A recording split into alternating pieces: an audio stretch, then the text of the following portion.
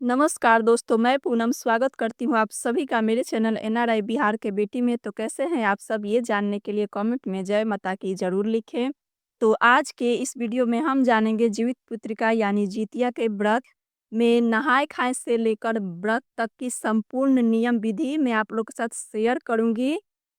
जैसे जितिया व्रत में नहाए-खाए के दिन हमें क्या-क्या खानी चाहिए, क्या-क्या चीज़ें हमें क्या चीज़ है जो पहले खानी चाहिए और क्या-क्या चीज़ें खानी चाहिए हमें, और नहाए-खाए के रात्रि में क्या खाएँ जिससे कि हमें प्यास ना लगे, सर्गी में क्या खाएँ जिससे कि हमें प्यास ना लगे, और व्रत में कौन से एक कार्य है जिसे कि हमें बिल्कुल भी नहीं करना है। तो ऐसी तमाम महत्वपूर्ण बातें मैं आप लोग के साथ शेयर करूँगी, तो आप सब मेरे चैनल पे बने रहें। और अगर आपको मेरा वीडियो अच्छा लगता है, तो प्लीज़ मेरे वीडियो को लाइक करें, और जो भी मेरे चैनल पे नए हैं, चैनल को सब्सक्राइब ज़रूर कर दें और बेल आइकन को दबा दें ताकि मेरी नई वीडियो की नोटिफ़िकेशन आप तक सबसे पहले पहुँचे। और दोस्तों, एक लाइक और सब्सक्राइब ज़रूर कीजिएगा, क्योंकि आपके एक लाइक और सब्सक्राइब से हमें काफ़ी ज़्यादा हिम्मत और प्रेरणा मिलती है, तो ज़रूर कीजिएगा दोस्तों। तो चलिए आज का ये वीडियो शुरू करते हैं और जीवित पुत्रिका यानी जितिया व्रत से संबंधित सभी महत्वपूर्ण बातें जान लेते हैं। तो जीवित पुत्रिका व्रत हम अश्विनी माह के कृष्ण पक्ष के अष्टमी के दिन ये व्रत रखते हैं, और हर माताएं अपने संतान के दीर्घायु के लिए ये व्रत रखती है, उनका संतान स्वस्थ रहे, निरोग रहे, दीर्घायु हो। तो इस साल ये व्रत पड़ा है 14 सितंबर 2025, दिन रविवार है, जिस दिन की हमें निर्जला जिउतिया का व्रत करना है, और नहा-खा जो हम करेंगे वो 13 सितंबर को करेंगे, दिन पड़ा है शनिवार, और रविवार को हम व्रत करेंगे, और सोमवार को हम पारण करेंगे, 15 सितंबर सोमवार को हमें पारण करना। तो दोस्तों, सबसे पहले हम जान लेते हैं नहा-खा के संपूर्ण नियम विधि। ध्यान से सुनिएगा दोस्तों, हर एक चीज़ में आप लोगों को छोटी-छोटी बातें बताऊँगी, नहा-खा से लेके व्रत तक के संपूर्ण नियम विधि।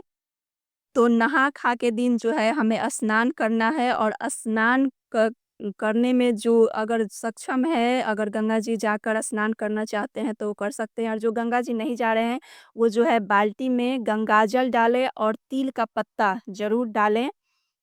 तिल का पत्ता और गंगाजल डाल के ज़रूर स्नान करें।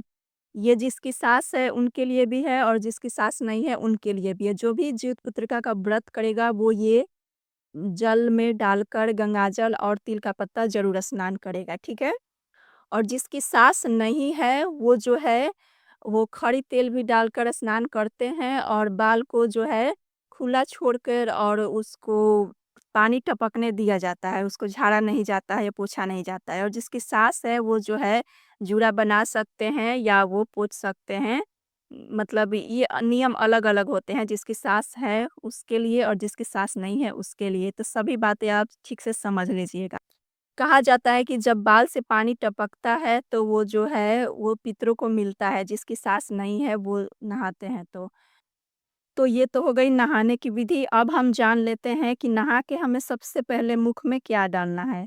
तो दोस्तों, नहा के हमें सबसे पहले जो नोनी होता है ना, उसको निगलना है। उसको 1 पत्ता या 2 पत्ता, छोटा-छोटा पत्ता उसका होता है, तो वो आप लेकर और पानी पी लीजिए, और उसके बाद ही और कुछ खाइए।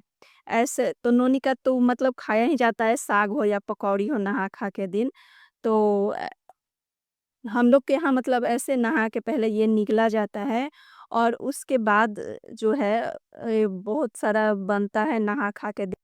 पुआ पकवान, और बहुत लोग के यहाँ मंडुए के आटा का रोटी भी बनता है, और ये साग, नोनी के साग का सब्जी, और इसका चना का सब्जी, ये सब तो बनता ही है।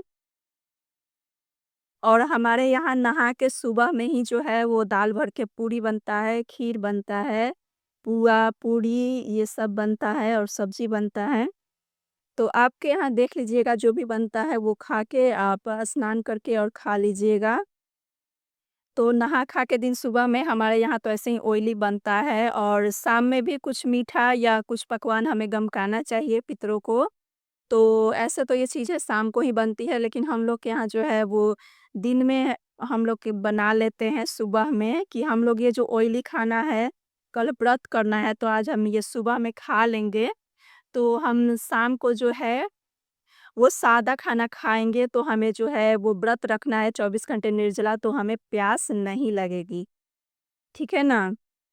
तो ये सब ऑयली खाना हम दिन में खा लेते हैं और शाम को जो है वो हम राइस बनाते हैं, चावल, दाल और वो सब्ज़ी बनाते हैं हम सब, तुरई, कंदा ये सब मिला के मिक्स सब्ज़ी बनता है, जिसमें से कि पितरों को भी निकलता है और जिसमें खाना दियाता है, चीलो सियारन का उन लोगों के लिए भी निकलता है। तो जिउतिया का व्रत करना है तो मैं तो यही सजेस्ट करूँगी कि आप सब जो है शाम को ज़्यादा ऑयली खाना ना खाएँ, शाम को जो है सादा खाना खाएँ कि हमें प्यास ना लगे, ठीक है ना? तो ये तो हो गया कि हम नहा खा के दिन में और जो है शाम में, रात में मतलब क्या खाएँ। अब बात कर लेते हैं कि सर्गी में हमें क्या खाना है और सर्गी हमें कैसे करना है। तो देखिए सर्गी में जब हम उठते हैं तो सबसे पहले हमें दातुन मिले तो दातुन कर लेना है, नहीं तो आप ये 3 दिवसीय व्रत है तो नहा-खा से शुरू हो जाता है हम लोग का और नवमी तक चलता है, सतमी से। तो हम लोग समझिए व्रत में ही हैं नहा-खा से। तो आप सब जूठा ब्रश मत यूज़ कीजिएगा जो पहले से यूज़ किया हुआ है, आप सब न्यू ब्रश ले लीजिएगा, दातुन ना हो तो दातुन हो तो मच बेटर है, आप सब दातुन से कर लीजिएगा, ठीक है ना? तो हमें सबसे पहले ब्रश कर लेना है और हो सके तो स्नान कर लेना है। स्नान कर ही ले तो बेहतर रहेगा। और एक बात बोलना मैं भूल गई कि हम नहा-खा के दिन सारे अगर जो भोजन है वो शुद्ध से बनाते हैं और पितरों के लिए भी बनाते हैं तो उसमें जो हम नमक यूज़ करते हैं। हाँ, बहुत लोगों का ये प्रश्न रहता है कि नमक डालें या नहीं पितरों में, तो पितरों में भी नमक पड़ता है लेकिन वो शुद्ध होना चाहिए। जैसे कि पीरियड्स में छुआ हुआ ना हो, पहले का लहसुन प्याज का छुआया ना हो और यही सब बात का ध्यान रखना पड़ता है। लेकिन नमक हम डालते हैं खाना में, सब्ज़ी में डालते हैं, ठीक है ना? और लहसुन, प्याज़ ना खाएँ, नहा-खा के दिन। अगर जिसके यहाँ मछली खाया जाता है, तो वो अपना देख लें, जो मछली खा रहे हैं, तो उसके लिए मतलब लहसुन, प्याज़ बढ़ाना क्या ज़रूरी है। लेकिन जो शाकाहारी रहते हैं, वो लहसुन, प्याज़ बिल्कुल भी ना खाएँ। तो हम नहा क मतलब कि जो सुबह में सर्दी का बात कर रहे थे, तो हम ब्रश करके जो है, नहाकर और हमें चीलो सियारन को और जीतवाहन को जो है भोजन देना है, तो हमें ये सब कार्य जो है वो छत पर जाकर करना है। ये छत पर ना हो तो आप बाहर स्पेस हो तो बाहर भी दे सकते हैं, ठीक है ना? तो हम छत पर चले जाएँगे और सर्गी में जो है वो हमें ढाई 2 से लेकर आप जो है साढ़े 3 तक इस समय तक मतलब 4 बजे के अंदर में सर्गी कर लीजिएगा लोग और ये सब जो खाना है पितरों को दे दीजिएगा लोग। नहीं तो 4 बजे के बाद फिर सूर्योदय हो जाएगा तो हम लोग का व्रत प्रारंभ हो जाएगा, ठीक है ना? तो ढाई या 3 बजे उठकर स्नान कर कर और हमें छत पर चले जाना है और जीतवाहन को, चीलों को, सियारिन को भोजन देना है। जिसके सास है वो इन तीनों का ही दे और गौ लक्ष्मी को और जिसकी सास नहीं है, वो जो है वो पितरों को भी दे। और दही चूड़ा ज़रूर दिया जाता है और खाया भी जाता है सर्गी में। तो ये सब खाना वग़ैरह दे के जो है हम वही दही चूड़ा खा लेंगे और अगर आपका दही चूड़ा खाने का मन नहीं है तो आप फ्रूट्स वग़ैरह खा सकते हैं, जूस पी सकते हैं और नींबू पानी पी सकते हैं, ग्लूकोन डी पी सकते हैं या जिसको भी मेडिसिन अपनी लेनी है वो इसी वक़्त ले लेगा। नहीं तो फिर हम लोग का अष्टमी से व्रत प्रारंभ हो जाएगा तो हम लोग मेडिसिन नहीं ले सकते हैं।